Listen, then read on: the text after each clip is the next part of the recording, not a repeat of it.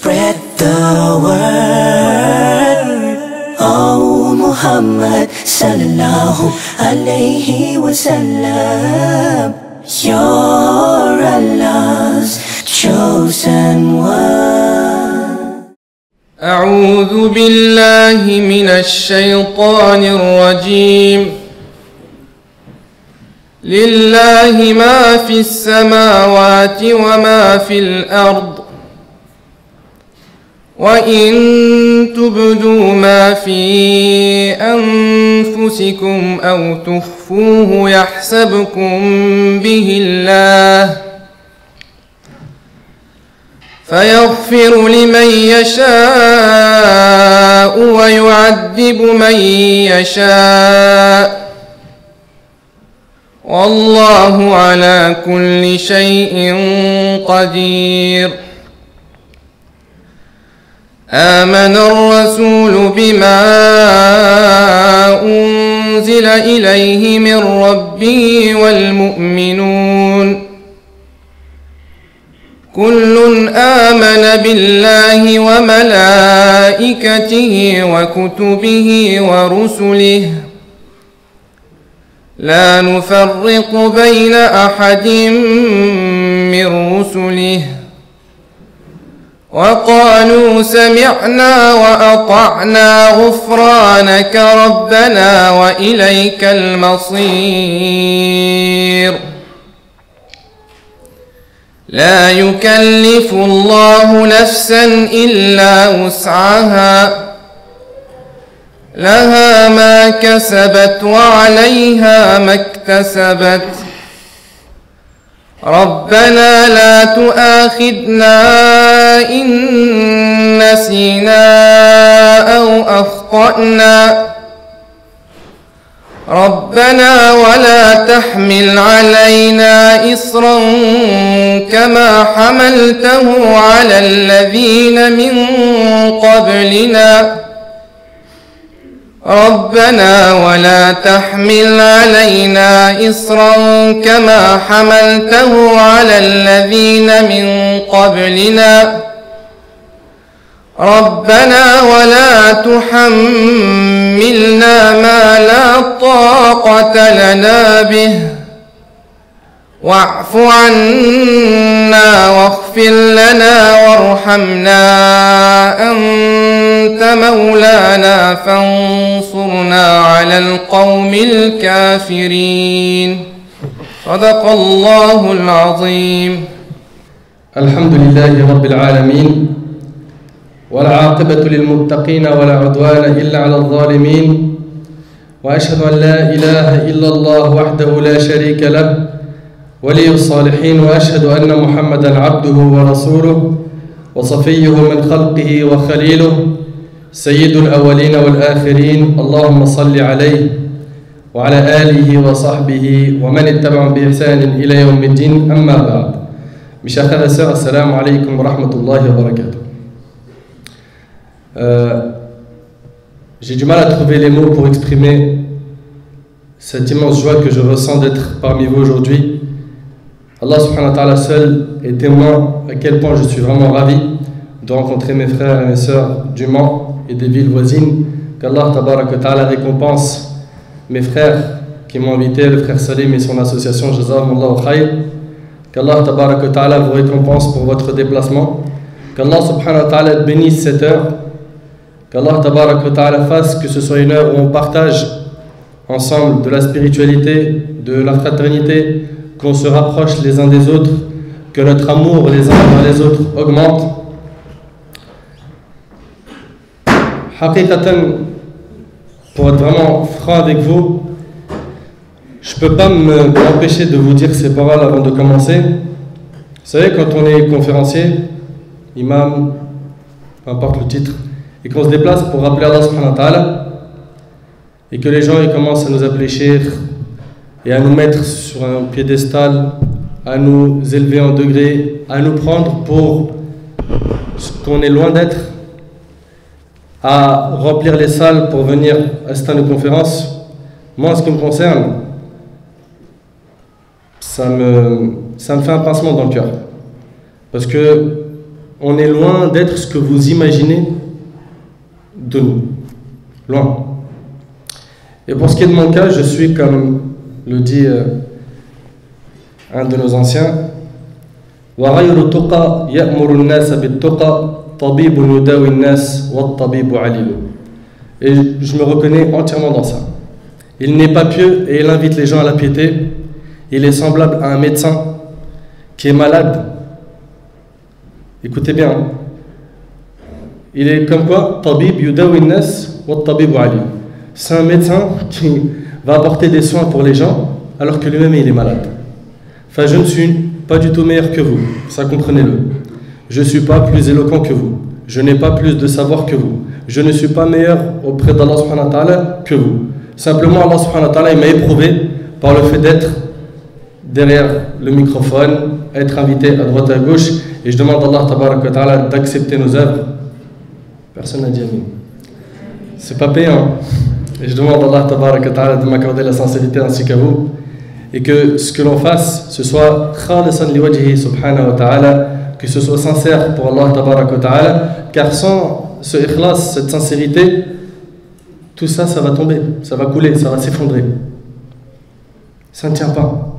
Et la fréquence de l'intention, elle est fine. Si ce n'est pas ajusté, tout tombe à l'eau. Et c'est pour ça qu'à chaque fois que je me retrouve invité, ça me fait énormément peur. Vous ne pouvez même pas imaginer à quel point. Et je demande à Allah tabaraka wa ta'ala de me préserver. 3 personnes m'ont dit amin. Parce que là, on voit les gens qui te veulent le bien ou pas. Taïb. Rentrons dans le vif du sujet. On m'a demandé de parler de la banalisation du péché. C'est un thème que j'avais déjà fait et que certains peut-être ont écouté, même appris par cœur. C'était l'un des premiers thèmes qu'on avait fait sur le site doulouse.net. Et ce thème, vous l'avez compris, c'est le fait de banaliser le péché. Hein? C'est ulfat al-dhanb, le fait d'arriver à un stade où faire le péché, c'est quelque chose de naturel pour moi. Ça fait partie de mon quotidien. Et c'est normal, et je ne trouve pas normal quelqu'un qui ne le fait pas. Et ça, aujourd'hui, vous ne pouvez pas le nier, que ce soit ici en France ou ailleurs, même dans des pays de musulmans, on a beaucoup de gens comme ça. Beaucoup de gens qui ont fait le péché une fois pour au début, le début ça faisait bizarre, on ne se sentait pas à l'aise. Deuxième fois, Shaitan il nous a aidés, donc ça va un peu mieux.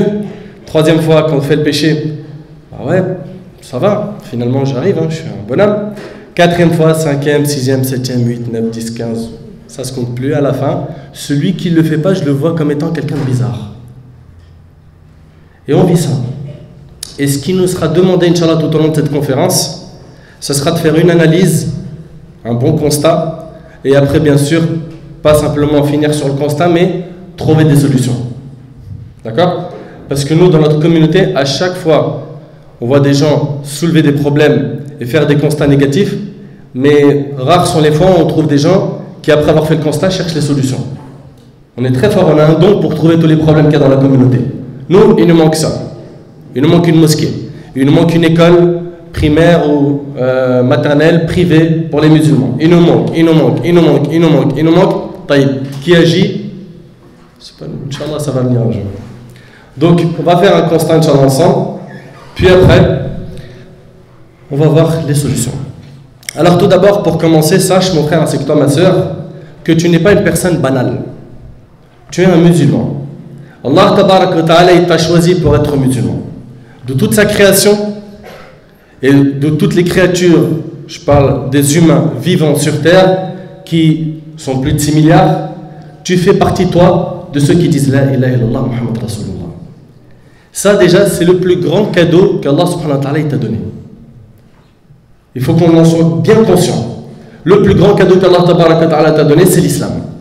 Tu es musulman. Certains par héritage, d'autres ils ont fait des recherches et ils ont embrassé l'islam, les reconvertis, n'est-ce pas? Allah subhanahu wa ta'ala nous a accordé ce cadeau. Il nous a accordé comme cadeau d'être parmi la meilleure communauté. Nous on fait partie de la meilleure communauté. La communauté de Muhammad alayhi salatu wa sallam. Allah tabaraka wa ta'ala a dit Kuntum khayra ummatin ukhrijat linnas. Vous êtes la meilleure communauté qu'on ait fait surgir pour les hommes. Donc on fait partie de la meilleure communauté. On a reçu le meilleur des livres qui est le Coran. Le meilleur des prophètes et le sceau des prophètes qui est Muhammad alayhi salatu wassalam, n'est-ce pas? On prie derrière la meilleure Qibla, la Mecque, n'est-ce pas? Eh bien, si nous, on fait partie de cette meilleure communauté, on a le meilleur livre, le meilleur prophète qui est un modèle pour nous, il faut que nous, on soit les meilleurs dans tout. Et vous êtes d'accord avec moi que nous, on nous a beaucoup appris à être les meilleurs dans l'école, mais concernant le dîn, pas tous les parents ont insisté comme ils ont insisté pour l'école. Mon fils réussit, travaille. Mon fils fait tes devoirs, sinon tu seras un clochard. Vous la connaissez cette phrase, hein? On a entendu que ça. Travail ou clochard. Il n'y a pas de juste milieu, tu vois. Tu bosses pas, tu seras un clochard. Donc on nous a rabâché ça plein de fois, mais malheureusement beaucoup de parents ont négligé le côté religieux. Ils ont négligé le côté religieux. À la fin, on a une jeunesse, on a des gens qui ne sont pas fiers d'être musulmans, qui ne sont pas armés au niveau de la science religieuse, qui sont ignorants, et j'en passe. Donc à partir du moment où nous on est la meilleure communauté et qu'on doit être les meilleurs, donc au niveau religieux, mais aussi au niveau de dunya, et de ne pas en négliger un des deux, parce qu'aujourd'hui, surtout chez les jeunes, hein, à 18, 19, 20, des fois un peu plus, un peu moins, dès qu'il a son fameux déclic et qu'il revient à Allah subhanahu wa ta'ala, c'est magnifique ce qu'il ressent. Tu sais, une lumière pénètre son cœur et ça lui révolutionne sa vie. Il a envie maintenant d'œuvrer dans le bien, il a envie. Mais souvent, c'est à ce moment-là qu'on a des extrêmes qui naissent.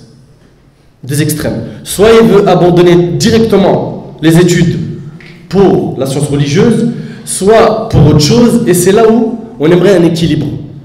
Que le musulman étudie sa religion, mais il étudie aussi les sciences de ce bas monde, parce qu'on a besoin des deux.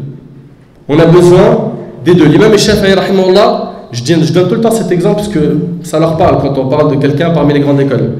L'imam Shafi'i, rahimahullah, c'était un médecin et c'était un imam parmi un parmi les imams des 4 grandes écoles, n'est-ce pas? Et il n'était pas le seul. Beaucoup de nos ancêtres, ils ont réussi à concilier entre les deux sciences. Donc, on est la meilleure communauté, pas simplement dans les umur dunyawiyya, les choses de ce bas monde, mais aussi dans le dîn. Dans le dîn, il ne faut pas qu'on se limite à se dire « je fais mes 5 prières, je suis un super musulman ».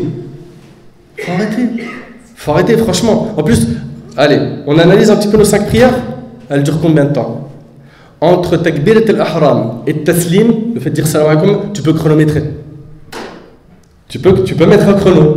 Tu vas être impressionné, mon frère. 30 secondes.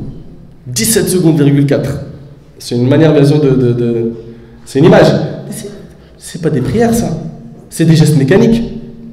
Pareil pour dhikr, notre relation avec le Coran, notre relation avec les larmes qui coulent par crainte d'Allah, notre relation avec les prières de nuit, notre relation avec le jeûne surrogatoire, notre relation. C'est là où tu t'aperçois, on a trop de faiblesse dans le côté religieux et on dit, alhamdoulilah mon frère, je suis mieux qu'un tel. Mais mieux un tel, tu te compares à qui? Celui qui prie pas, celui qui n'est pas dans la religion. Mais c'est pas comme ça qu'on se compare dans la religion. Quand on se compare dans le dîn, on regarde toujours ceux qui sont a'la, au-dessus de nous. Mais par contre, pour l'umur et dunyawi, les choses de ce bas monde, je regarde ceux qui sont en dessous. Ça fait 5 minutes, j'ai pas encore eu d'eau. Hein. Attention à ce que je vais écrire sur Facebook sur vous. Laisse. Ensuite, après avoir dit tout ça, sachez, ahbab al-kiram, et je vais m'adresser dans un premier temps à la jeunesse. La jeunesse, c'est le moteur de la communauté. Les parents qui sont ici sont d'accord avec nous que le plus grand souci aujourd'hui, c'est nos jeunes. Si nos jeunes y réussissent, et d'ailleurs tous les pères de famille, toutes les mères de famille, leur seul souhait, c'est que leurs enfants ils soient meilleurs qu'eux. C'est vrai ou c'est pas vrai? Ils veulent que leurs enfants soient meilleurs qu'eux. Si moi, voilà, dans ce point-là, j'étais un petit peu faible, je veux que mon fils, lui, soit fort dans ce point et dans l'autre. Donc, la jeunesse, l'âge des désirs, de l'énergie, des passions, du romantisme. Les jeunes, on va commencer par ce premier point qui est devenu totalement normal et qui s'est banalisé et qui fait partie des péchés, c'est qu'ils commencent à chercher un autre amour que celui des parents, du frère de sang, de la sœur de sang, du frère en Allah, de la sœur en Allah, Ils vont chercher un amour qui va satisfaire leurs désirs affectifs, sentimental et passionnel. Alors, que tu sois au boulot, à l'université ou n'importe où, tu trouveras beaucoup d'hommes et de femmes dont les relations sont très ouvertes. Très ouvertes. Et quand tu leur parles, tu leur dis, mais fais shara, fais dinya, des limites. Oui, on peut parler avec une femme, mais des conditions, des limites. Tu dis, écoute, c'est normal, tout le monde fait ça. C'est normal, tout le monde fait ça. Et bien aujourd'hui, on va voir toutes les choses qui sont devenues normales aux yeux des gens, sous prétexte que tout le monde les fait. Et après, juger à la fin. Moi, ce que j'aimerais à la fin, c'est qu'après vous avez pris des notes, vous me dites si tout ça c'est normal, qu'est-ce qui n'est pas normal. Donc ça sera la seule question que je vais vous poser à la fin. Qu'est-ce qui n'est pas normal? Parce qu'aujourd'hui, tout est devenu normal. Les femmes aiment que les hommes les remarquent, leur fassent des compliments sur leurs vêtements, la chevelure, la bouteille de parfum qu'elle a vidée le matin. Donc elles aiment ça, à la fac, dans la rue, centre commercial, hommes et femmes rigolent ensemble, se disent des paroles qui satisfassent les désirs. Tout cela, c'est dangereux. Ils ne s'en rendent pas compte, mais pour eux, c'est normal.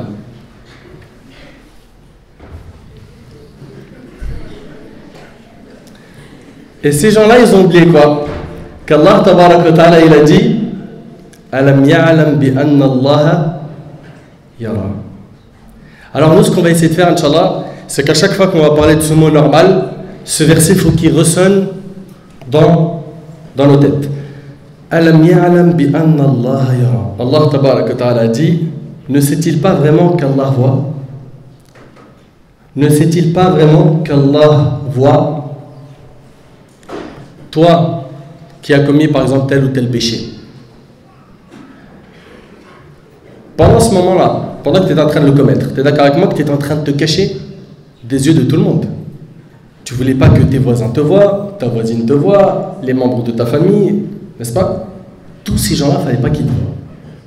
Eh bien, rappelle-toi de ce verset. Alam ya'lam bi anna Allah yara. Où est passée cette muraqaba, hein? Cette peur du contrôle permanent d'Allah tabaraka wa ta'ala sur nous. Omar ibn Khattab radiyallahu anhu, pendant qu'il était calife, une fois il est sorti de chez lui et la nuit il est en train de vérifier un peu l'état de son peuple et il a entendu de derrière une porte une mère dire à sa fille, ma fille, prends le lait et mélange-le avec de l'eau, comme ça quand on va le vendre ça fera plus d'argent. Et donc la fille lui a dit, maman, mais Amir al-Mu'minin, le prince des croyants Omar, il a interdit cela. Il nous a interdit. Elle lui a dit, Aïna Omar al-An, et il est où Omar là? Il ne nous voit pas. Elle lui a dit, mais si Omar lui ne nous voit pas, le Seigneur de Omar lui nous voit. Ça, on a du mal avec ça. C'est vrai ou pas? C'est pour cela qu'on se lâche sur Facebook. Oui ou non? Il n'y a personne qui nous voit. On y va. Invité, ceci, cela, on voit une photo, test, ça peut être la perle rare, la bague au doigt et tout le mytho là qu'on s'invente. C'est vrai ou pas? Et lâche-toi sur Twitter, et lâche-toi par SMS, et lâche-toi sur un forum, et lâche-toi ici, et tape un sourire dans l'école arabe devant la porte à un frère qui est passé, mashallah sunnah. C'est vrai ou c'est pas vrai? Donc quand tu leur demandes, mais pourquoi est-ce que... C'est quoi ces relations? C'est quoi? C'est normal, elle dit. Qu'est-ce qu'il y a? Tout le monde fait ça. La plupart des gens en plus qui vont sur internet, c'est pourquoi? Pour chatter. Vous savez, on n'aime pas la solitude. On n'aime pas la solitude, on n'aime pas rester seul. Donc on aime avoir soit nos frères, soit nos sœurs, rester avec maman ou papa, ou des amis, ou au téléphone, mais la solitude, on n'aime pas. Alors que beaucoup de nos pieux prédécesseurs, ils aimaient trop la solitude pour pouvoir s'isoler et parler avec Allah subhanahu wa ta'ala. S'isoler. Abdullah ibn Mas'ud radiyallahu anhu, il dit, recherche ton cœur dans 3 moments. Le premier, c'est عند سماع القرآن. Quand tu écoutes le Coran, ton cœur il ressemble à quoi? Réceptif ou non? Le deuxième moment, c'est hilaq al-dhikr, les cercles d'évocation comme ça. Est-ce que ton cœur il revit d'entendre quelqu'un te parler d'islam? C'est pas forcément Nader, et de toute façon Nader il n'a rien d'impressionnant, il ne fait que de répéter Al-Qur'an wa Sunnah. Et le troisième point, c'est quoi? Une bouteille. Masha'Allah. Ah, mon frère, après 15 minutes, vous m'avez fait sécher la gorge. C'est pas grave, je vous pardonne, ne vous inquiétez pas. Je vous taquinais depuis tout à l'heure, vous ne m'en voulez pas.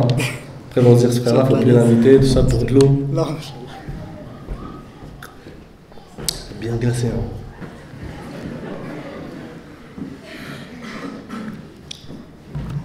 Je vais me faire tomber malade. Je sais comment l'entraide, les frères. Hein. Donc, je reviens à dire que recherche ton cœur dans 3 moments, a dit Ibn Mas'ud radhiyallahu anhu, quand tu écoutes le Coran. 2. Il n'y a qu'une personne qui a retenu. Vous êtes où, les frères? À la fin, vous allez sortir de dire, oh, c'était bien, machin. T'as rien retenu. Comme la plupart des conférences. Consommateurs de conf. Et 3e point, c'est quoi? Le 3e point, c'est fil khalawat. Quand tu es seul. Recherche ton cœur quand tu es seul. Quand tu es seul, donc la porte de ta chambre fermée, tu as un PC ou un téléphone ou un iPhone ou un iPad ou ce que tu veux devant toi, un écran ou autre, une télé, qu'est-ce que tu fais, qu'est-ce que tu regardes? Quand tu es seul, qu'est-ce que tu fais? Dans la rue, quand tu marches, tu n'es pas accompagné de quelqu'un, tu regardes quoi? Et quand est-ce que tu baisses le regard? Comment est-ce que tu te comportes quand tu es seul? Ibn Mas'ud, il a dit 3 moments, analyse ton cœur. 1. Quand tu écoutes le Coran, est-ce que tu es heureux ou pas? 2. Quand tu es dans un cercle d'évocation où tu entends parler d'Allah et de son prophète. Et 3. Al-Khalwa, quand tu es seul. Il dit, Ibn Mas'ud, si tu ne trouves pas ton cœur dans ces 3 moments, demande à Allah qu'il t'accorde un cœur car tu n'en as pas. Et si tu n'as pas de cœur, tu es en danger. Parce qu'Allah subhanahu wa ta'ala, le jour du jugement, qu'est-ce qu'il regarde? Yawma la yanfa'u malun wala banun illa man ata Allah biqalbin salim. Le jour où ni les biens ni l'argent ne seront d'aucune utilité, sauf ceux qui se présentent à Allah avec un cœur saint. Un cœur saint. Notre objectif dans cette vie, c'est de purifier ce cœur. C'est le roi des membres. Notre travail, c'est de se concentrer sur lui. Attention, se concentrer sur le cœur, ça veut dire quoi? Parce que beaucoup de gens vont dire, moi je prie pas, mais mon cœur, viens voir. Comment ça, viens voir déjà? 1. 2. Qu'est-ce qu'on sait qu'il est bien? Il n'y a qu'Allah subhanahu wa ta'ala qui le sait. 3. S'il est bien, pourquoi tu pries pas? C'est pas logique. S'il est bien, il doit t'amener à faire des bonnes actions, n'est-ce pas? Et n'oubliez pas dans le hadith qui est rapporté par l'imam muslim selon Abu Hurayra, le prophète alayhi salatu wa sallam a dit, Allah ne regardera pas ni vos cœurs ni vos images, mais il regardera le jour du jugement quoi? Vous n'avez pas mangé? Vos cœurs et vos actes. D'accord? Donc, il faut faire attention à son cœur et au moment de solitude. Donc, quand tu vois aujourd'hui ces gens-là qui vont sur le net et qui sont en train de surfer, tout ça, et que tu leur dis, mais qu'est-ce que vous faites? Tu te dis, mais mon frère, c'est normal. Ce qu'on fait là, c'est normal. Donc, ça, c'est normal. Parler avec des filles, c'est normal. Sortir avec des filles, c'est normal. On continue. Avant, les gens pouvaient perdre leur temps pendant des heures à chatter avec une personne inconnue du même sexe. Donc un homme qui parle avec un autre homme. Mais maintenant, non. Maintenant, ils préfèrent parler avec le sexe opposé. Et il leur arrive de négliger leur religion à cause de leur occupation avec ces personnes. Et quand tu leur parles, ils te disent, c'est normal. C'est normal, mon frère, le mariage, il a un début. Ah, je suis dans les débuts, laisse-moi me construire. Ça, c'est normal. Malheureusement, parmi ce qui est devenu normal, c'est que les parents encouragent ce type de relation. Bien sûr, je ne généralise pas, mais j'ai entendu pas mal d'histoires où la maman motive la fille à s'habiller, comme on dit, sur son 31, en plus c'est dans pas longtemps, le 31, faites gaffe. Donc, elle se met au top et la maman, elle est là, elle check, hein. Mais ma fille, non, attends, non. Hey, ça fait 2 ans, on est en train de le chercher. Non. Sois raisonnable. Bien sûr, je suis en train de toujours exagérer un petit peu pour, vous m'avez compris, montrer ces images. Donc, ou bien, c'est des fois les parents qui acceptent normalement cette relation et qui vont même plus loin que ça. Moi, de mes yeux, hein, mes propres oreilles, j'ai entendu des mères et des pères de famille autoriser non seulement qu'une relation de manière non licite entre un homme et leur fille, comment dire, une fille et leur fils naissent, mais en plus de ça, quand il y avait des rencontres entre donc leur fils et cette fille, mon fils ramène à la maison, et même tu peux fermer à clé la porte de la chambre, on ne te dérangera pas. C'est ton droit. Donc quand on a des parents qui font ça et qu'on les questionne et qui disent c'est normal, ça aussi c'est normal. Et après, voilà, t'entends quoi comme prétexte de la part de certains parents? Ben, tu dois le connaître, tu peux pas t'engager comme ça. On n'est pas en train de pêcher un poisson dans l'eau. Eh, c'est fini, hein, les histoires d'à l'ancienne, les mariages arrangés, tout ça là. Aujourd'hui, il faut que tu sortes avec lui, tu manges au resto, tu regardes, il aime le saumon, le caviar, les fruits de mer. C'est de la folie, tu vois. Et isole-toi, il n'y a pas de problème, normal.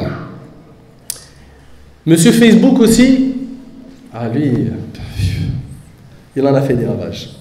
Donc, on avait des relations au début qui naissaient comme ça, de par l'école, le boulot, tout ça. Et Facebook, lui, ça a été un pont qui a relié les gens beaucoup plus rapidement que ce qu'on pouvait imaginer. C'est vrai ou pas?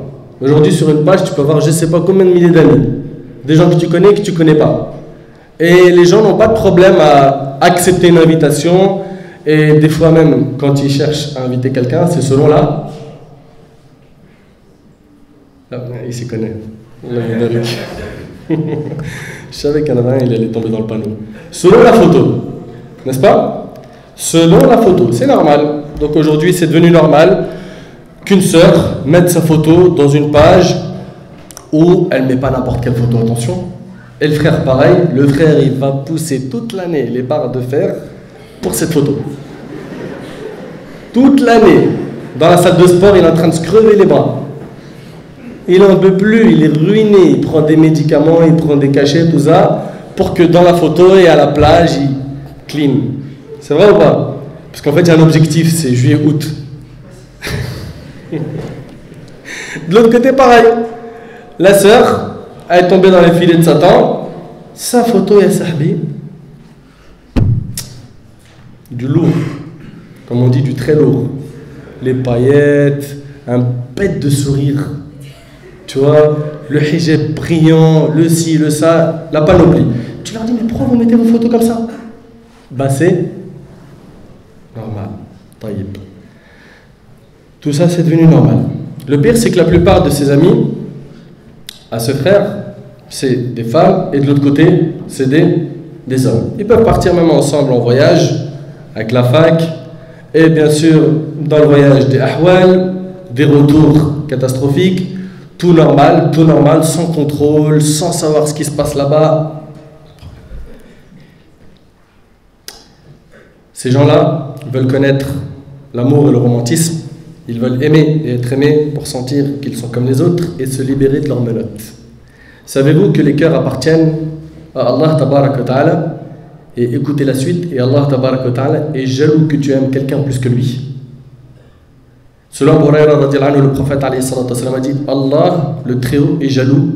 Ce qui provoque la jalousie d'Allah, le Très-Haut, c'est quand l'homme fait ce qu'Allah lui interdit de faire, rapporté par Bukhari et Muslim.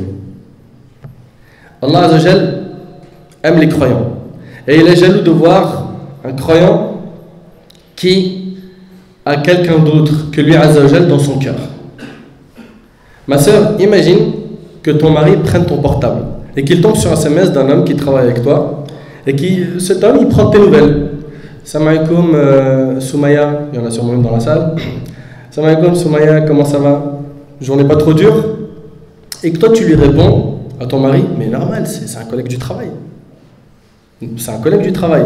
C'est une catastrophe que ton collègue rigole avec toi, discute avec toi, prenne de tes nouvelles, te dise de bonnes paroles. Mais la plus grande des catastrophes serait que tu répondes à ton mari qui t'aime que c'est normal. Que c'est normal qu'il tombe sur un SMS de ce type. Pourquoi? Parce que vous le savez, que l'homme il est jaloux. N'est-ce pas? Il est jaloux. C'est normal. Ça oui. Alors qu'en est-il de notre Seigneur Azza wa Jal lorsqu'il trouve quelqu'un d'autre que lui dans nos cœurs? Il faut que ton amour soit pour Allah et qu'il soit solide. Allah Tabaraka wa Ta'ala entend tout ce qu'on dit et voit tout ce qu'on fait. Si tu veux aimer et être aimé, consacre cet amour pour ton mari ou ta femme. Donc les jeunes veulent rigoler avec les femmes, s'amuser avec elles, les prendre dans leur voiture, mais ce que l'homme et la femme doivent faire, c'est de ne pas accepter ça. Car Allah Tabaraka wa Ta'ala n'aime pas ça, n'aime pas cette situation. Sois différent des autres, mon frère, ainsi que toi, ma sœur. Même si tous les garçons et filles vont dans des extrêmes dans leur relation, et c'est ce qu'on voit aujourd'hui, ne glisse pas, sois différent d'eux. Toi, tu n'es pas ce banal, cette personne qui est toute la journée en train de dire normal, normal, comme tous les autres. Toi, tu es quelqu'un d'exceptionnel. Tu es un musulman. Tu es un musulman, tu n'auras pas le même mode de vie que ces gens-là. Il y a tellement de choses que l'on voit qui sont immorales, mais on les considère comme étant normales. Et ce, à force de les avoir vus. Combien de fois on a vu un homme et une femme dérailler, dérailler, dérailler et toujours dire normal. Et Allah subhanahu wa ta'ala, il nous a donné 2 yeux. C'est pourquoi? C'est pour qu'on les utilise dans le bien. 2 oreilles pour qu'on les utilise dans le bien. Une langue pour qu'on l'utilise dans le bien. Une main pour qu'on l'utilise dans le bien. 2 mains afwan pour qu'on les utilise dans le bien. Les pieds, pareil. Allah Azza wa Jalla, il nous rappelle, Alam naj'al lahu 'aynayn, ne lui avons-nous pas assigné 2 yeux? Allah subhanahu wa ta'ala, il t'a envoyé des yeux, il t'a créé des yeux, pas pour que tu les utilises dans le haram, que ce soit sur la toile ou autre, mais pour que tu les utilises uniquement dans ce qui va le satisfaire Azza wa Jalla. Aussi, parmi les choses qui est triste, c'est que c'est devenu plus que normal que un homme et une femme fassent connaissance donc avec le père et tout dans les règles de l'art, et après ils sortent ensemble et ils mangent ensemble et ils prennent la voiture ensemble, etc. Ils ne sont pas encore mariés, ils sont dans la période dite fiançailles. Et ça, c'est normal. Donc toi, pour toi mon frère, c'est normal que tu fasses. Après, ça ne marche pas, tu laisses tomber l'affaire. Ensuite, c'est un autre homme qui vient, et pareil, il sort avec elle, etc. Et après, un troisième, la réputation là, de la sœur, tu l'as préservée. Et mis à part ça, est-ce que tu aimerais qu'on traite ta sœur de la même manière? Donc, il faut faire attention à tous ces points. Aussi, parmi les choses qui sont devenues normales, c'est le fait que certains frères s'isolent avec des membres de la famille, une cousine, dans une seule pièce. Ou bien que la cousine, elle enlève son hijab devant son cousin, ou devant le mari de sa tante, etc. Et à chaque fois qu'on parle avec les gens, ils nous disent normal, normal, normal, normal, normal, normal. On continue. Et c'est à partir de ça que les problèmes et les catastrophes apparaissent dans les familles. Que aussi la fille considère que c'est tout à fait normal qu'elle accueille son beau-frère en l'absence de son mari. Pourquoi? Parce que c'est le frère du mari. Donc ça c'est normal. Alors que Nabi alayhi salatu wasallam, qu'est-ce qu'il a dit? Il a dit Alhamu al-maout. Il a dit les proches de la famille, donc de l'homme, en parlant des hommes, c'est considéré comme étant la mort. C'est-à-dire ils n'ont pas à s'isoler avec ta femme. Et là plein de frères vont dire mais attends mon frère, mais c'est un truc de fou quand même. C'est-à-dire moi mon propre frère, il ne peut pas rester avec ma femme, genre dans mon absence, il boit un café avec elle. Le prophète alayhi salam, c'est pas mes paroles, il a dit non. Mais attends, mais c'est grave quand même. Bah écoutez cette histoire. Les histoires ça parle beaucoup. Une fois, il y a une sœur qui était mariée. Son mari il faisait beaucoup de voyages pour le travail, beaucoup. Et à chaque fois donc que le beau-frère il tapait à la porte, que le mari soit absent ou non, rentre, je te fais un petit thé, il arrive dans pas longtemps. Ou il est là et je vais l'appeler, d'accord? Et ça arrive beaucoup, ça par coutume et tradition chez nous, c'est normal. Et un jour, comme c'est devenu normal qu'à chaque fois il rentre à la maison, même si le mari n'est pas là, ce qui s'est passé c'est que le mari était en voyage, il a tapé à la porte, rentre, ça y est, c'est devenu le classique maintenant, rentre, un petit thé au café, tout de suite ça arrive. Après il se faufile dans la chambre des filles de son frère, et il voit un écran télévision avec, vous savez, avec le combiné magnétoscope, là, 2 en 1, là, à l'ancienne. Vous avez plus ça, ça y est, c'est sur le mur. Donc il vient, il rentre dans la chambre, il allume la télé, et immédiatement il tombe sur un film, un film, vous avez compris, il y a du haram. D'accord? En voyant ça, il est choqué. Il est choqué que dans la chambre des filles de son frère, il visionne ça. Mais choqué, c'est pas choqué, il éteint. Il regarde. Elle rentre, donc la femme de qui? De son frère.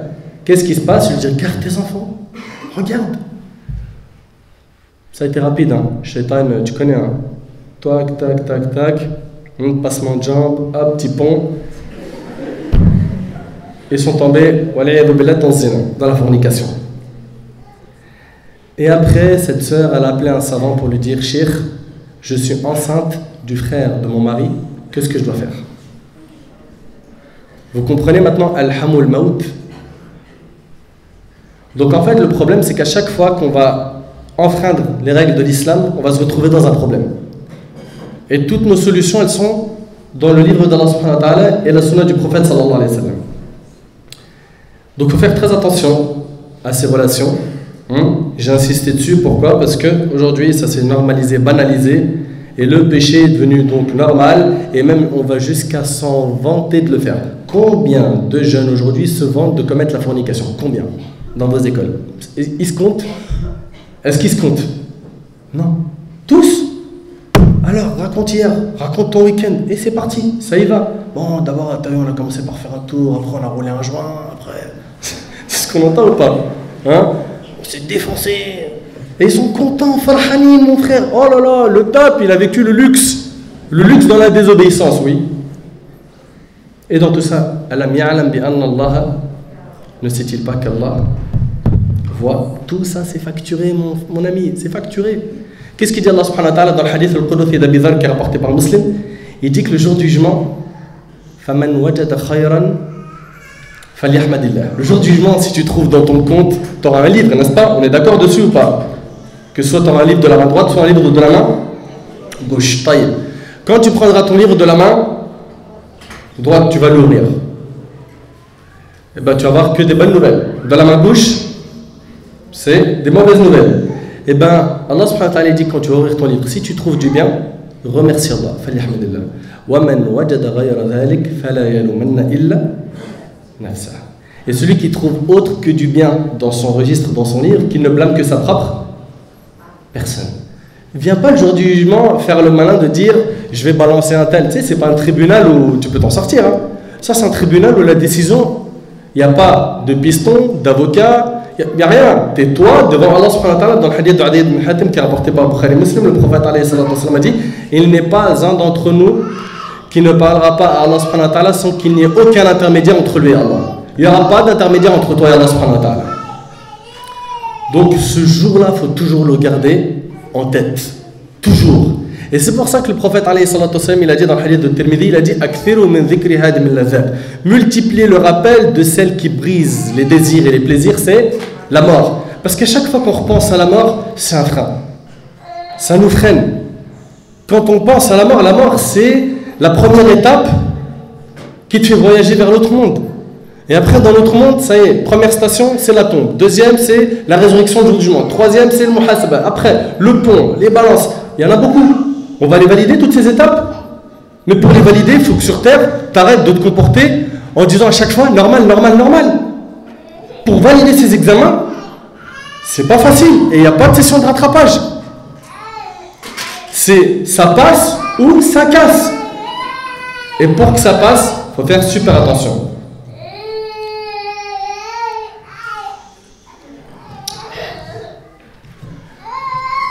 Donc on continue. N'oublie jamais que tu désobéis à Allah tabarak wa ta'ala en faisant cela, avec ces relations illicites. Et le pire, c'est que les gens aujourd'hui autour de nous nous encouragent à faire ça. C'est vrai ou c'est pas vrai? Compte les gens qui ne sont pas sortis avec des filles, qui ne sont pas sortis avec des garçons. Que ce qu'on dit d'eux déjà? Déjà, leur nombre, est-ce qu'ils sont nombreux? Deux, qu'est-ce qu'on dit d'eux? On dit, ah oui, c'est pas que deux. T'entends quoi? Le bouffon, il n'a pas d'expérience, à la honte. C'est vrai ou pas? Ils se sont gênés, elles se sont gênées de dire qu'ils n'ont pas connu de haram. Et le normal, c'est quoi? Subhanallah, c'est pas incroyable. Et Nabi alayhi salatu wa sallam dit: Kullu ummati mu'afa, toute ma communauté sera préservée le jour du monde. Il lui sera fait miséricorde, sauf ceux qui divulguent leur péché au grand jour. Eux, ils sont menacés de la part d'Allah. Ceux qui divulguent leur péché au grand jour. Et fument, est-ce qu'il est en train de divulguer son péché ou il le cache? Mais devant les gens, devant un imam ou pas un imam, ils s'en foutent. Parce que certains, des fois, ils ont honte. Ils voient un frère et ils cachent. C'est vrai ou pas? Et ils ont trouvé une technique pour l'alcool. Ils la mettent dans des bouteilles de coca. Il est afrite.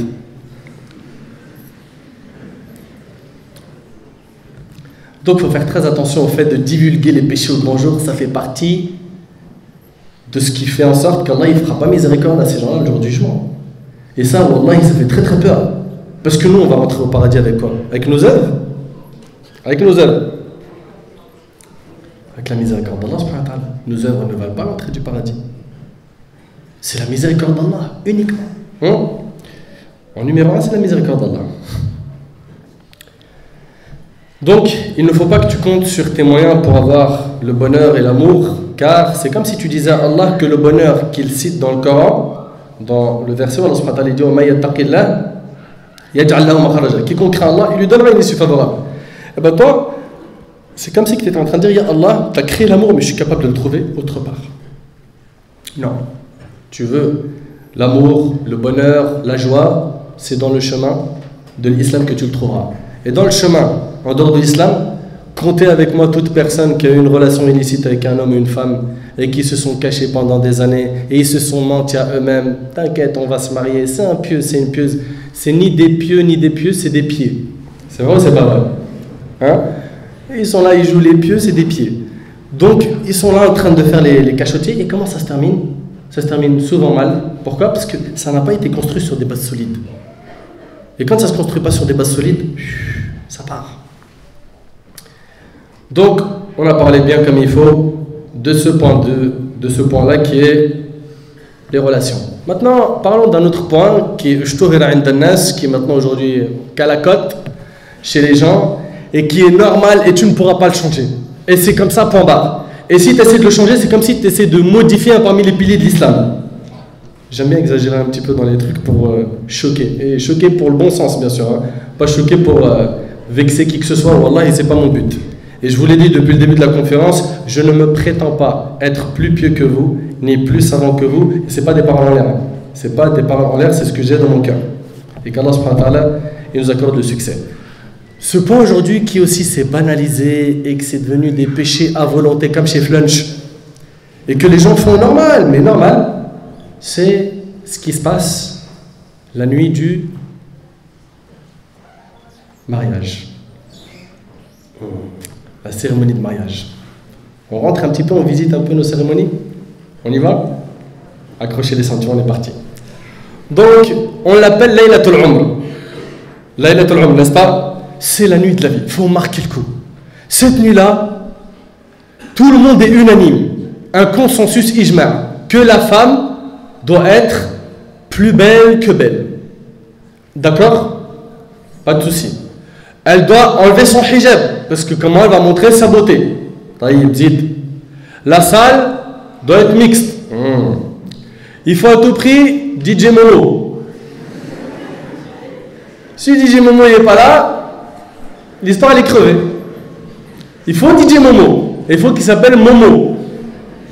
Laissez ces noms propres, Allah yabarak fikum. Appelle-le DJ Merguez, DJ Moutarde. Allez Momo, pourquoi vous touchez à des noms propres comme ça? Hein? Taïb. DJ Momo il est là. Maintenant, DJ Momo fait les danser. Et Sahbi va voir la danse. Et va voir les tenues vestimentaires des hommes et des femmes. Oh, la ilaha illallah Muhammad Rasul. Déjà, ce qui m'étonne, moi, avant de rentrer dans la visite, c'est qu'on appelle nos mariages, quand on veut faire un mariage carré, selon le Coran et la Sunna, un mariage, je l'ai entendu, islamique. Mais est-ce que vous n'êtes pas d'accord avec moi que ça choque d'entendre le mot mariage islamique? Oui ou non, et pourquoi? Oui ou non, est-ce que c'est choquant d'entendre mariage islamique? Ça vous choque ou pas, les frères? Oui ou non? Bon, je vais interroger comme à l'école. Toi, mon frère à lunettes. Ouais. Ah, parce que vous voulez pas lever la main, mon frère, je vais vous hagar. Toi. Dis-moi, un mariage islamique, comme ça, formulé comme ça, est-ce que ça te choque, oui ou non? C'est choquant. Pourquoi? Non, mais parce qu'on considère en fait, tu sais, c'est mariage islamique, comme si le mariage devait être autre qu'islamique. Mais t'es de quelle religion? T'es musulman, n'est-ce pas? Tu sais, c'est comme si, mariage islamique, j'étais chrétien, tu sais, j'ai l'impression de ça, moi. Je fais un mariage islamique et je reviens. Mais non, c'est mariage tout court. Pourquoi le mot islamique? Hein? Et quand tu le dis, ça rend fou les parents. Celui-là, il n'aime pas le bonheur, celui-là. Il n'aime pas le farha. C'est ça qu'on entend ou pas? Celui-là, il n'aime pas qu'on s'éclate. Ah, vous le dit, ma fille, je veux cette nuit-là. D'accord, on est d'accord avec toi. Mais on a des alternatives. On a des portes licites qu'on peut ouvrir pour empêcher que cette soirée-là ne soit pas laylatul umr, mais karithatul umr. La catastrophe de la vie. Franchement, entre nous, une femme, tabarakallah, pudique. Jazallah khair, elle est là, elle se préserve toute l'année. D'accord, elle porte son hijab, etc. Et attention, je ne dis pas que celle qui ne le porte pas, c'est une femme qui n'est pas dans la religion ou qui n'est pas pieuse. Au contraire, elle peut être très très pieuse, mais elle a des petits freins, des petits blocages. Et on demande à Allah subhanahu wa ta'ala de faciliter à cette sœur qui ne l'a pas de le porter elle aussi. Dites Amin. Là, vous l'avez dit. Donc, la sœur Miskina, elle est là, elle se préserve toute l'année, elle fait attention à son vestimentaire, elle est pudique, etc. Et ce soir-là, c'est normal à ses yeux, non seulement d'enlever ça, d'être devant plein d'hommes qui vont voir ses cheveux, donc elle aura des péchés. Parce que sachant que le port du voile, c'est une obligation, pas que dans notre religion, mais dans toutes les religions, il suffit juste de lire. D'accord? Après, ça c'est pour celui qui est musulman, il accepte. Celui qui n'est pas musulman, bah, c'est ce que tu veux. Hein? Mais un musulman, il sait que ça, dans les 3 livres, Allah subhanahu wa ta'ala, il a parlé du voile. D'accord? Taïb. T'as porté le hijab, ma soeur, pourquoi ce soir-là tu acceptes cette désobéissance? Mais en plus de ça, si seulement c'était que les cheveux, mais regarde ta tenue vestimentaire, tu vas mettre à nos limites ce soir-là. Pourquoi? Parce que ce qui est normal, c'est ça, mon frère. Parce que tout le monde le fait. Mais ma soeur, subhanallah, et Allah dans tout ça. Et imagine que tu meurs cette nuit-là. Est-ce qu'il est possible, oui ou non, que tu meurs cette nuit? Répondez. Non, c'est pas possible. Dans leur fort intérieur, ils le pensent. Après, on fera le repentir, Inch'Allah. T'inquiète, je ferai tauba, j'irai à la Mecque, et tu sais, hein? Flûte, piano et tout le bazar. Et on est parti. Subhanallah, tu n'as pas de garantie. Tu n'as pas de garantie. Accident de voiture pendant que tu vas dans la salle, ceci, cela, ou en sortant, ou truc. Tu ne sais pas. L'ange de la mort, il peut passer à n'importe quel moment. Est-ce qu'on est prêt à rencontrer Allah? Et en plus de ça, subhanallah, imagine, tu es ressuscité le jour du jour, le serviteur ou la servante d'Allah subhanahu wa ta'ala, Allah subhanahu wa ta'ala dit, mais pourquoi cette nuit? Pourquoi? Pourquoi tu as fait ça? Pourquoi? Et surtout, que si tu meurs cette nuit, comment est-ce que tu es ressuscité? De la même situation. Un Nabi alayhi salatu wassalam, il a dit, Innamal a'mal bil khawatim, les actes ne valent que par leur fin. Le plus important dans ta vie, c'est la fin. Et il a dit aussi alayhi salatu wassalam qu'on sera ressuscité de la même manière dont on est mort. Alors tu nages dans quelles conditions? Ah mon frère, normal. Normal aux yeux de qui? Aux yeux d'Allah? Aux yeux des gens? En fait, c'est ça qu'on aimerait voir aujourd'hui. On aimerait régler ce problème de normal. Qu'est-ce qui est normal et pour qui? D'accord? Est-ce que ça l'est aussi pour Allah subhanahu wa ta'ala? Si ça l'est, ya Rabbi lakal hamd, tawakkal ala Allah, même si les gens y parlent, c'est pas grave. Mais si c'est pas normal aux yeux d'Allah subhanahu wa ta'ala et que tu le fais, mais en plus t'as pas honte de dire que tu le fais, tu culpabilises même pas, tu reconnais même pas. Regarde, quelqu'un qui fait le péché et qui le reconnaît, c'est déjà une étape. Mais quelqu'un qui le fait et qui ne le reconnaît pas, vous savez, c'est comme quoi? Il va chez le médecin, il lui dit je suis malade, il est malade, mais il donne aucun signe au médecin pour pouvoir identifier la maladie.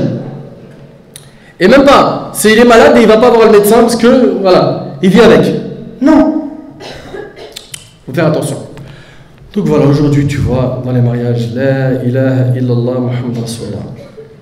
Toi, tu es là, tu te dis, subhanallah, je vais aller dans ce mariage, je sais qu'au niveau vestimentaire, ça ne va pas être correct, qu'au niveau de la danse, ça va être hariga, ça va être le feu, hein, qu'au niveau du rail, du DJ, ils ont mis le feu pour que les chaises, elles dansent. Pas que les gens ils dansent. Même la table et la chaise, elle va commencer à... Donc toi, tu es là, tu as peur pour ta foi. Tu dis, j'y vais pas, bon, ils vont se vexer, je sais pas, c'est les membres de la famille quand même, je sais pas. Hein, ça vous arrive, surtout les frères et sœurs. Hein. Oui ou non? Ça vous arrive des fois d'être confronté à cette situation. On y va ou on n'y va pas? Taïb. Si tu vas pas, c'est pas normal. C'est vrai ou c'est pas vrai? Mais en plus de ça, Nabi alayhi salatu wassalam, il a dit que parmi, ça c'est dans un hadith authentique, et ça alayhi jamahir al-ulama, pour ceux qui ont étudié un petit peu le fiqh, ils savent que al-wala'im, les repas de noces, hein, les repas de noces, donc les mariages, c'est une obligation religieuse d'y répondre à ces invitations. Mais il y a des conditions, qu'il n'y ait pas de ma'asi là-bas, qu'il n'y ait pas de péché commis dans ces endroits. Et si tu veux y aller, les savants ont donné des conditions, que tu sois en mesure de pouvoir faire en sorte que ce munkar il part. Que ce mal parte. Tu as la capacité de venir faire partir le mal et le transformer. Donc, ils sont en train d'écouter de la musique, tu ramènes par exemple des chants, des anachides religieux, sans instrument de musique. Tu as diminué le mal, d'accord? Tu essayes de trouver des alternatives dans la salle. Il y a une phrase que je dis souvent et qui marche, alhamdulillah. C'est que souvent, quand on commence à parler de séparer les salles, ça y est, chez tout le monde, ça devient le feu pour le mariage. Ben, une chose qui est très simple, vous êtes d'accord avec moi, vous, les frères qui êtes mariés, que vous accepterez jamais de voir votre femme enlever son hijab devant un homme étranger, n'est-ce pas? Et ceux qui ne sont pas encore mariés, si elle le porte, tu n'aimerais pas ce soir-là que quelqu'un voit ses cheveux. Tu es jaloux. Oh. Sahbi, ils sont bizarres les gens de Mans là. Tu sais, je parle avec un public, il est cuit.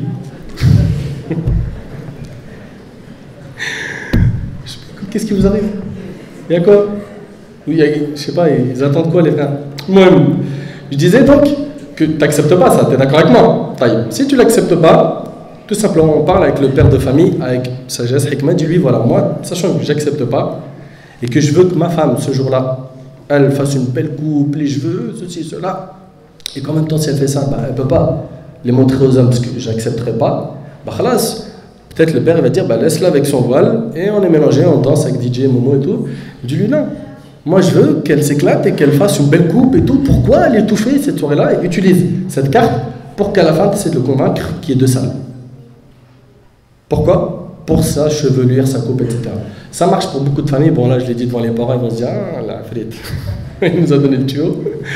On contrera cette attaque. Non, faites un effort pour Allah subhanahu wa ta'ala. D'accord?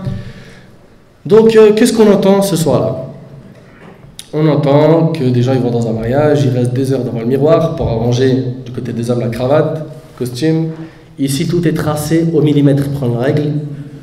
Tu vois, ici 1 millimètre, c'est bon, ça continue, c'est bon, place. Le parfum à fond, costume, chemise, chaussures, clac, clac, clac, cheveux, s'il en a. Et après, c'est parti. Il y en a, ils rigolent. Là.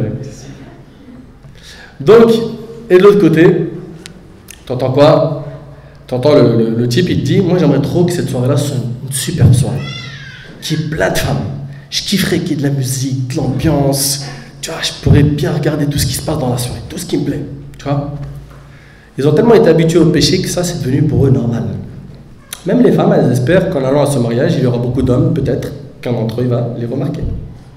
Alors elle y va, elle qui a toujours eu la pudeur et elle fait attention quand elle parle avec un homme, elle le vous voit, elle baisse le regard, tout ça. Ce soir-là, t'inquiète. Ce soir-là, elle y va. Elle y va, elle se dit peut-être, on ne sait pas. On jette l'hameçon et on voit. Donc ça ne doit pas être normal tout ça.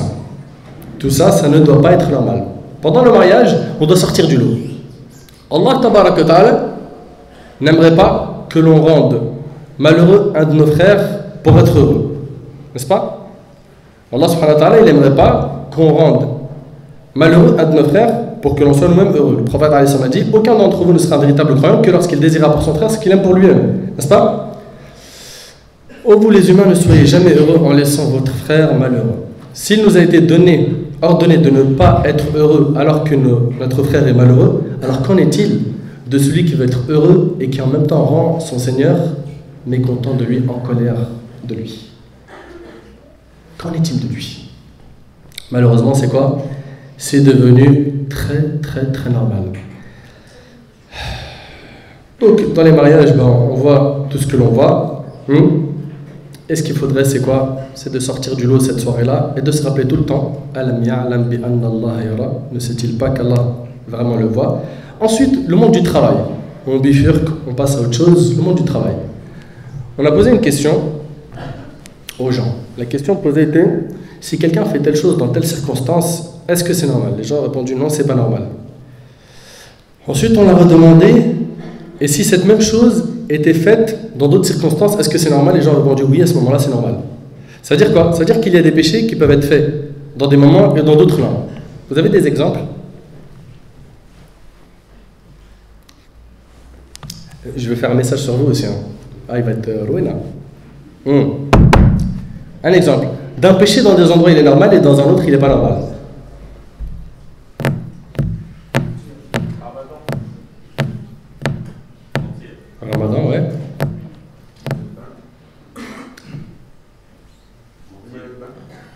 Il parle du maillot de bain. Taïb.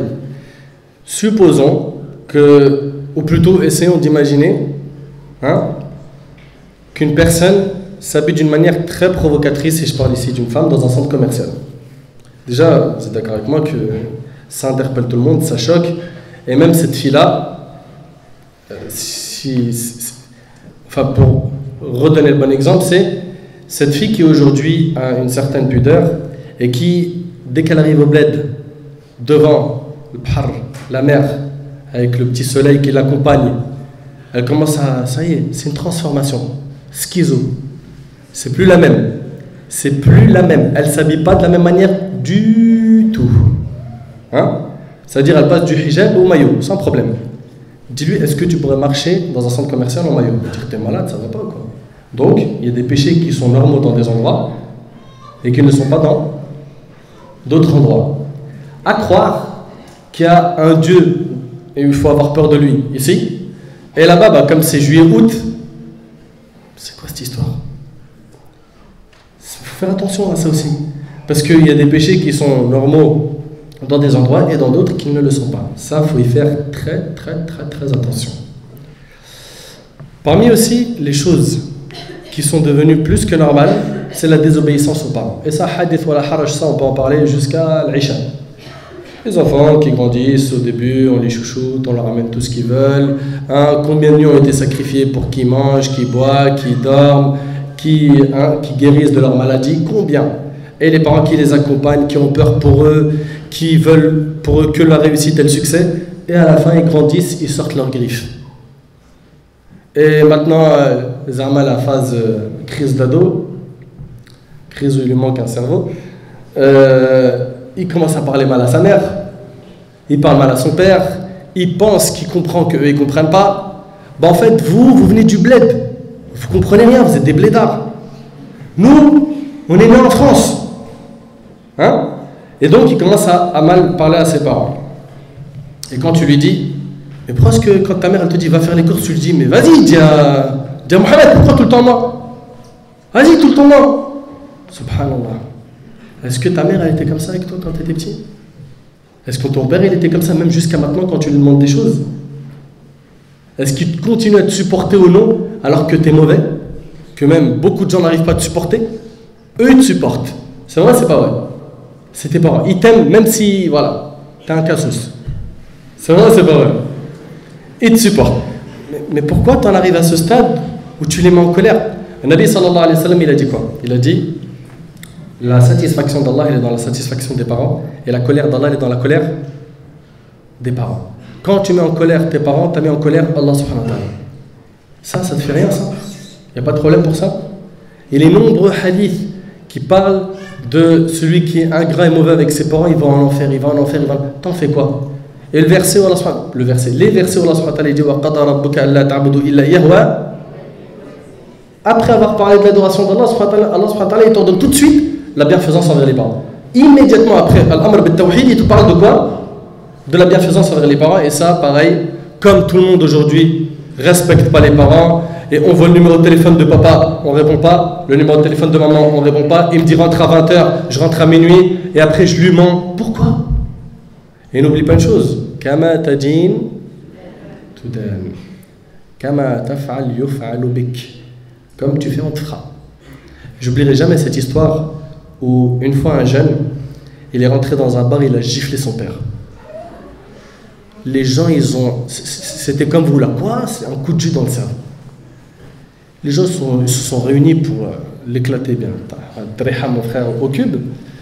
Il allait finir dans une assiette de grec. Et après, le père, il a dit, laissez-le. Quand j'étais jeune, il y a quelques années, j'ai fait la même chose à mon père. Et là, c'est la monnaie qu'on me rembourse. Comme tu fais, on te fera. Donc regarde comment tu te comportes avec tes parents. Sache qu'il est fort possible que ça te touche. Donc fais super attention à ce point. Nous, nos parents, on les met ici, jusqu'à ce qu'ils grandissent. Ils grandissent, ils deviennent vieux, et même jusqu'à ils vont uriner ou faire leurs besoins sur eux. Je les nettoie avec maman en éprouvant du bonheur, tout comme eux, ils m'ont nettoyé quand j'étais petit, sans compter le nombre de fois, et il n'y avait aucun problème. Donc faites très attention à la désobéissance envers les parents. Ensuite, le vol. Le vol aussi, est-ce que c'est normal de voler? La théorie, elle est toujours bonne. C'est con. Hein? Est-ce que c'est normal de voler? Non. Mais si tu regardes comment tu es au travail, pose-toi des questions. À l'heure à laquelle tu rentres et à l'heure à laquelle tu sors. Fais un examen de conscience. Est-ce que tu voles dans la caisse en ne pas respectant ses horaires ou non? Parce que tu es rémunéré de telle heure à telle heure, n'est-ce pas? Donc celle-là, peut-être vous ne le voyez pas comme ça, vous le vol. Vous, c'était un sac que j'arrache à une vieille. Non, c'est fini ça. Enfin, c'est fini. Vous avez ça au moins?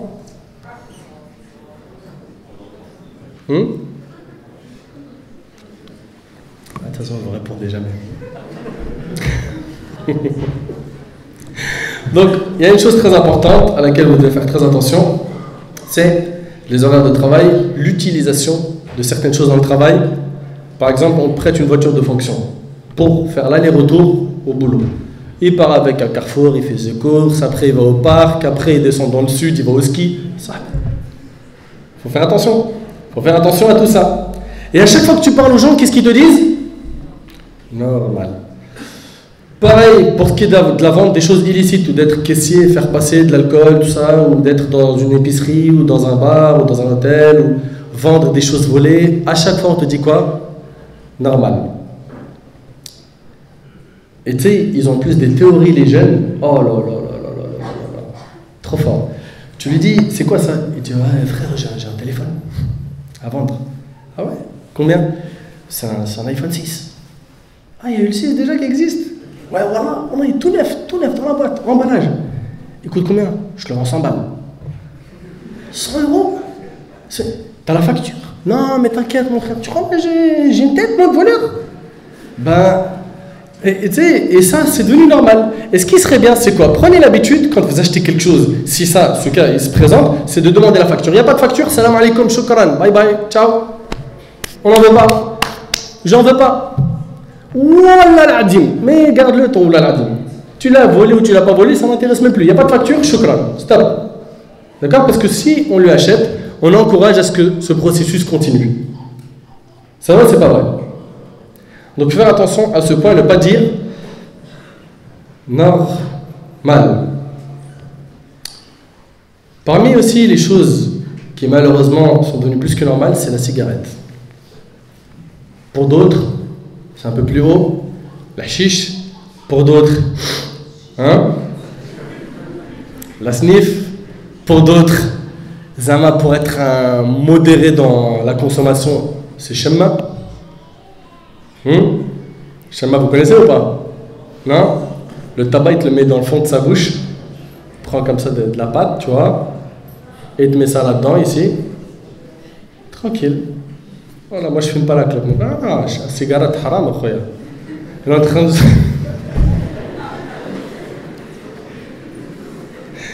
Et normal, pareil, normal. Normal parce que tout le monde le fait. Tout le monde. Alors tu peux écrire sur le paquet, fumer, c'est le cancer, c'est la mort, fumer tue. Il dit de toute façon, à chaque fois que tu fumes, je ne meurs pas tout de suite. Donc, c'est du blabla tout ça, c'est pas vrai. Alors c'est normal aujourd'hui que le père fume, l'oncle fume, le fils fume, ils sortent ensemble pour aller dans un café fumer tout, même la chicha. Et la chicha, qu'est-ce qu'on nous dit? Ah non, la chicha, tu peux pas dire ça haram. Déjà, c'est pas la cigarette, d'accord? En plus de ça, il n'y a pas écrit dessus, c'est pareil, fumer-tu, mais c'est des, machallah, des ulama, les gens qui parlent, des savants. Après, ils te rajoutent une autre couche, ils disent en plus, ça fait délirer. C'est un délire. Et on a même des filles aujourd'hui, des filles, des musulmanes, hijab ou pas, peu importe, elles y vont, petite soirée, chicha, tout ça, on rigole. Et tu leur dis, mais arrêtez, c'est pas bon. Quoi? C'est devenu normal aux yeux des gens. C'est devenu normal. D'ailleurs même, quand tu restes dans un groupe où ils fument tous et toi tu fumes pas, tu es très mal vu. Tu es tellement mal vu qu'il y en a toujours un dans l'assemblée qui va te dire, écoute, vas-y, tiens, tire une latte. Essaye, tire une latte. Vas-y, teste. Voilà, c'est un délire de fou. Et à la fin, on en arrive à culpabiliser de ne pas faire le péché parce qu'on a cette pression du groupe. Incroyable, Wallah el-Azim, incroyable. Normal. Alors que le jour du jugement, comment ça va se passer? Il n'y aura plus de parenté entre ce jour-là. Il n'y a plus de lien de famille le jour du jugement. Ça y est, c'est chacun pour soi. Ça c'est un verset. Et ils ne poseront pas de questions. Et Allah tabaraka wa ta'ala dit n'est-ce pas? Le jour où l'homme s'enfuira de son frère, de sa mère, de son père, de sa compagne et de ses enfants. Ce jour-là, il n'y a pas de je suis ta mère, donne-moi une bonne action. Il n'y a pas. C'est chacun nafsi, nafsi. Et ça sera la parole que va dire qui aussi? Allez, pour ceux qui ont étudié un petit peu l'aqida. Ça sera la parole de qui aussi?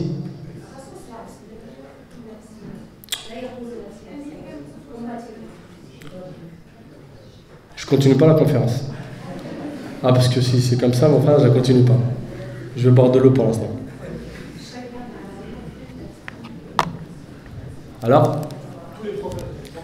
Qui a dit ça? Masha'Allah, barakallahu fik. Ça sera la parole de tous les prophètes. En commençant par Adam, Nuh, Ibrahim, Moussa, Isa et Mohammed alayhi salam qui lui dira, il ira se prosterner sous le trône. Le hadith il est connu, d'accord? Donc nafsi, nafsi.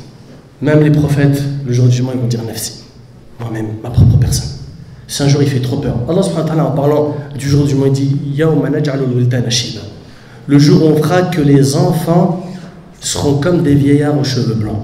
Les enfants, tellement ils vont être terrifiés de peur du climat du jour du jugement, ils auront les cheveux blancs. Qu'en est-il de nous qui avons noirci notre registre de péché et qui toute la journée chantons normal? Mais ce jour-là, comme dans le hadith qui est rapporté par Bukhari, où le prophète alayhi salam dit qu'Allah subhanahu wa ta'ala dira à Adam, fais sortir de ta progéniture, de ta descendance, ceux qui doivent habiter en enfer. Il lui dira, qui sont-ils? Il lui dira, de chaque 1999 qui vont en enfer. Et toi, tu es en sécurité, la base, tout est normal, il n'y a pas de problème. Mais en fait, comment tu as réussi à gagner cette sécurité et de ne pas avoir peur du jour du jugement? Explique-moi. Apporte-moi des arguments, essaie de me convaincre. C'est quoi le tuyau que tu as pour être en sécurité? Allah tabaraka wa ta'ala dans un hadith qudsi dit, par ma puissance, je ne réunis pas dans le cœur de mon serviteur de peur et de quiétude. Si mon serviteur a peur de moi sur terre, je le mettrai en sécurité le jour du jugement. Et si mon serviteur est en sécurité sur terre, je lui ferai peur le jour du jugement. Tu fais partie de quelle catégorie? Tu te sens en sécurité? Mais qu'as-tu fait comme œuvre pour sentir cette sécurité? Tu es prêt? Donc si l'ange de la mort il vient tout de suite pendant que je suis en train de parler, comment ça se passe le jour du jugement pour nous? On sera où? Avec les gagnants ou les perdants? On a fait assez de bonnes actions? Assez de repentir? Assez de repieuses? On a soudé les 5 piliers d'islam? Les obligations de l'islam sont bien remplies? Qui peut lever la main et dire moi je suis prêt à rencontrer l'ange de la mort? J'espère qu'aucun d'entre vous. Les compagnons, comment ils étaient? Ils avaient peur de ce jour-là. Les compagnons, les hommes les plus pieux. Omar ibn Khattab, c'est rapporté par l'imam Ahmed.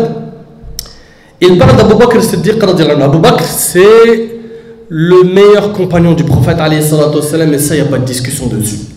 Abu Bakr, Omar, il dit de lui, si on mettait la foi d'Abu Bakr sur le plateau d'une balance et la foi de toute la communauté musulmane sur l'autre plateau de la balance, laquelle l'emporterait? Celle d'Abu Bakr, elle serait plus lourde. Abu Bakr, cet homme pieux, une fois il a vu un oiseau et il a dit si seulement j'étais cet oiseau pour qu'Allah ne me juge pas. Il a peur du jugement, Abu Bakr.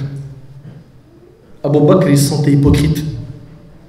Et nous on se sent super musulmans, super pieux. Il n'y a pas de je meurs, firdaus al-a'la. Min ayna laka hada? D'où ça vient tout ça? Omar ibn Khattab radiyallahu anhu, il n'avait pas peur? Wallahi al-azim, il avait peur. Regarde dans sa biographie. Regarde la vie de ces califes.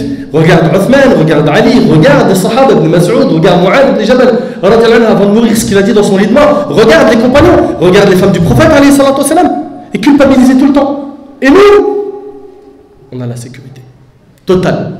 Nous, juste on meurt, on va au paradis. Qu'est-ce que t'en sais? Qu'est-ce que t'en sais?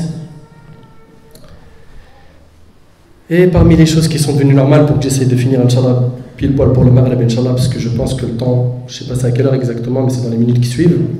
Feuilleton où ça parle d'amour à tout va, normal. Télé-réalité, normal. Clip, normal. Film où il y a du haram, normal.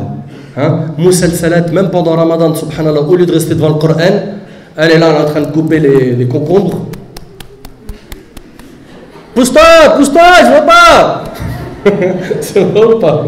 C'est une folie. Subhanallah, mais au lieu de regarder ça, regarde un ders. Je sais pas, écoute quelque chose de profitable, de bénéfique. Tout le temps à justifier ça en disant quoi? Normal. Les jeunes aujourd'hui, vestimentaires du côté homme-femme, des styles extraordinaires. Un homme aujourd'hui, fashion, c'est quelqu'un qui met un slim. Un homme qui a du style, c'est quelqu'un, on voit ses sous-vêtements, qui met des t-shirts serrés. C'est vrai, j'aimerais bien la comprendre, ça, il faut m'expliquer ça. Sourcil, il a une balafre dessus. On dirait qu'il s'embrouille avec quelqu'un. Va savoir. Il met une boucle d'oreille. Oh, qu'est-ce qu'il est belle. Tu peux plus dire il est beau. Tu vois pas. C'est un bonhomme et il a une boucle d'oreille. Veste méga ultra serrée. Wallah, il marche. Kinder Pinguin type. Tu vois. C'est vrai ou pas? C'est un pingouin, c'est pas un humain. Tellement tout est moulax. De l'autre côté, du côté des femmes, pareil. Des modes agib. Il y a même, je vais tout de suite en parler, hein, ça je ne vais pas le cacher ça. Des sœurs qu'Allah subhanahu wa ta'ala les guide et les ramène vers la vérité. Et je ne suis pas en train de juger les sœurs en elles-mêmes en disant elles sont égarées, elles vont en enfer. Jamais de la vie je me prononcerai de dire ça sur une sœur. Mais par contre, ce qu'elles font, c'est hyper grave et j'espère que ce message va les atteindre. Elles font des vidéos sur YouTube pour apprendre à porter le hijab. Mon frère, t'envoies une de ces vidéos, accroche-toi à la chaise. Tu risques de décoller, mon frère. Tu es belle. Une fois, on m'a envoyé une vidéo, on m'a dit oh, regarde, qu'est-ce que t'en penses de ça? Sur mes emails, je reçois des centaines de trucs bizarres tordus comme ça. Donc tout ce qui est tordu, je le reçois. Et je clique par curiosité, je regarde. Alors aujourd'hui, je vais vous montrer comment on met le hijab.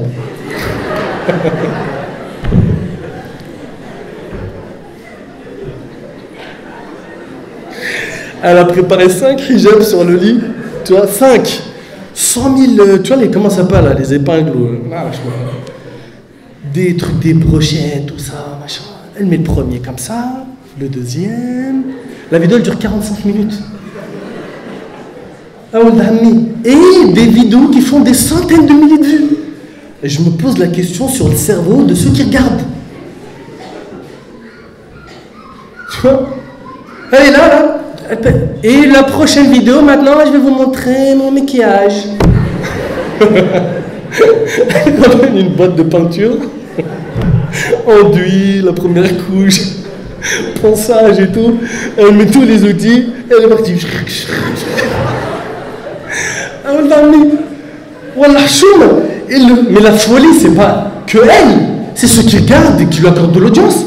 Mais bannissez ces vidéos à jamais. Vous voulez vous habiller comme une musulmane, c'est pas elle qui va vous dicter ça. Elle-même, elle a besoin qu'on lui enseigne ce que l'islam dit. Elle met un hijab qui a besoin d'un hijab. Ça s'appelle un hijab taïwanais, ce qu'elle a mis. C'est pas un hijab sharaï, taïwanais. On m'a dit Taïwan. Donc, ça c'est une chose. Après, t'as l'homme qui te fait ça, des gourmettes. L'homme, il a des gourmettes. Et il a une chaîne. Et je l'ai dit, hein. Les chaînes, les frères, je vais être direct avec vous, pas de pincettes, pas de gants, rien du tout, j'ai pas le temps. Ouais, donc, alors pour les chaînes, c'est très simple. Il n'y a que 2 catégories de personnes qui en mettent. Les femmes,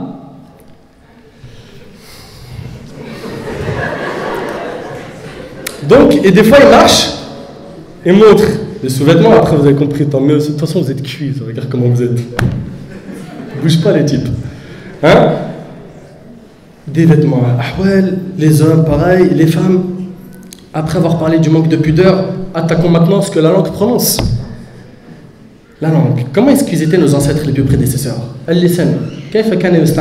Comment ils utilisaient leur langue? Est-ce que c'était dans Qil Qal, les on-dit, rapportés, un nammam, namima? Attention, c'est quoi un nammam? Un Nabi Hassan, il dit là, être le djana nammam. N'entre pas au paradis, un rapporteur. Ici, il est parlé de quel type de rapporteur? De celui qui rapporte tous les dires des gens les uns sur les autres dans le but de corrompre leur relation. Ça, c'est un nammam. D'accord? Et on a aussi al-ghayba qui était interdite, c'est quoi? Dhikruka akhak bima yakra. C'est le fait de parler sur ton frère en évoquant des choses qu'il détesterait entendre s'il était en face de toi. Ça, c'est la médisance. Parler sur d'autres ton frère. Ça, c'est quoi aussi? La langue. Aussi, al-mensonge. Hein? Le mensonge, al-kadhib. On a quoi encore? Al-sab wal-la'n wal-shatm. Hein? Le fait de maudire, de dire des gros mots. Et les gros mots, ça y va. Mais ce qui est impressionnant en plus pour les gros mots, c'est que le type, par exemple, il se claque la porte au doigt. La première chose qu'il dit, c'est quoi? Dites pas. Hein. Il dit un gros mot.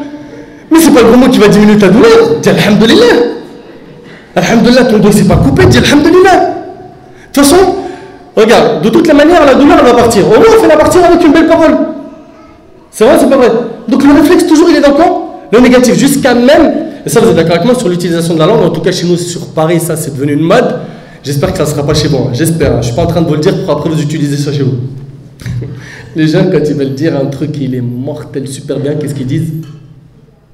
Ils disent ça, c'est sale. C'est-à-dire, même pour dire du bien, il dit du mal. Tu vois? Il dit, wallah, mon frère, j'ai trouvé un de ces restaurants. Sale! Sale! Le resto, il est sale! Tu sais, quand tu l'entends pour la première fois, tu te dis, ah ouais, il doit y avoir des rats, tout ça, des tonnes d'araignées. Ouais, c'est pour montrer en fait la langue elle est mal configurée, elle est mal programmée. Même pour dire des belles paroles, on dit quoi? Du mauvais. Et c'est devenu quelque chose de normal. Wallah musta'an. Normal. C'est trop dangereux de dire normal. Vous savez pourquoi? Parce que c'est comme si vous disiez, de toute façon, Allah accepte ça. De toute façon, si je fais ça, je sais que ça ne va pas mettre en colère mon Seigneur. C'est différent de celui qui va dire, oui, je sais que c'est pas bien, Inch'Allah, je vais faire un effort pour arrêter.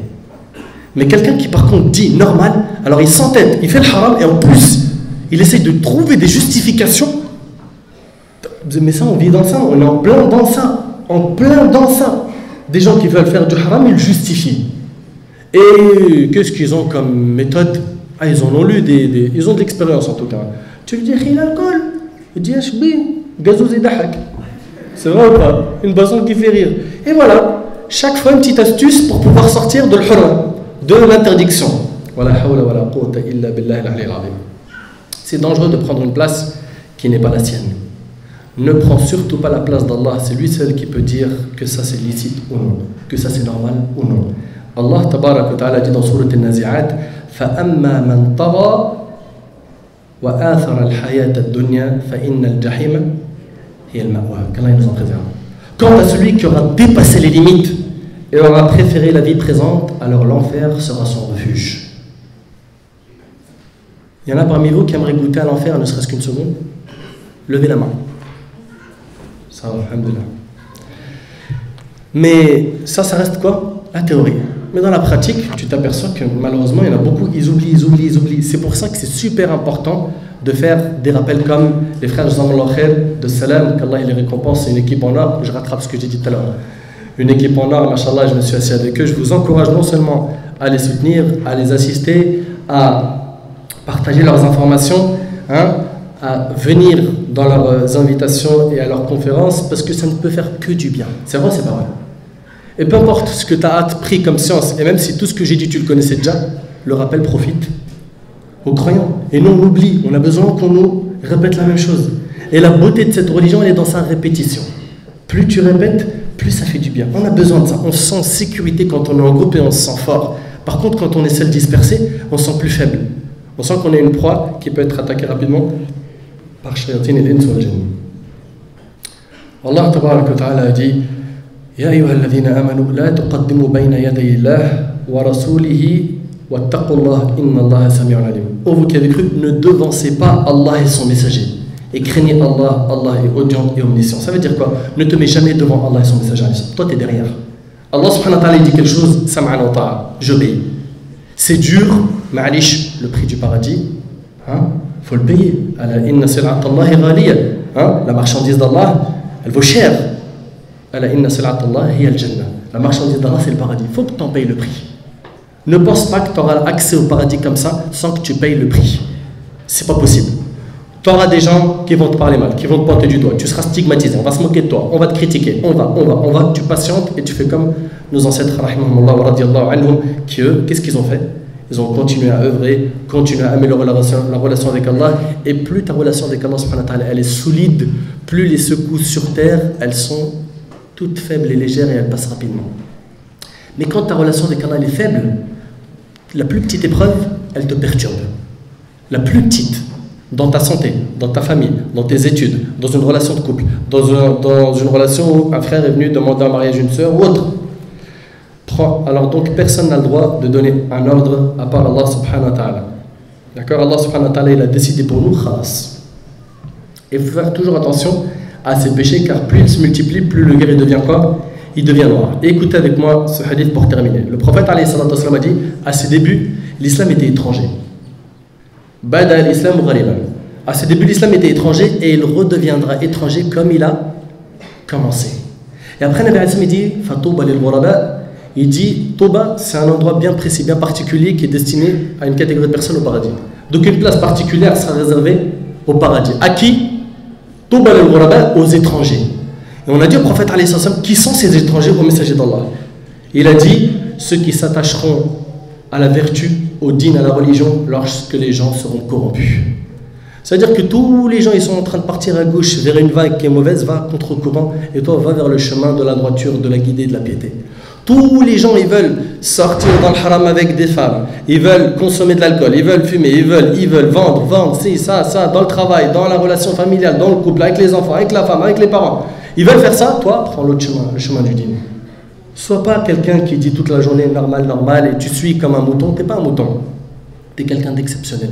Tu fais partie de la communauté de Muhammad sallallahu alayhi wa sallam.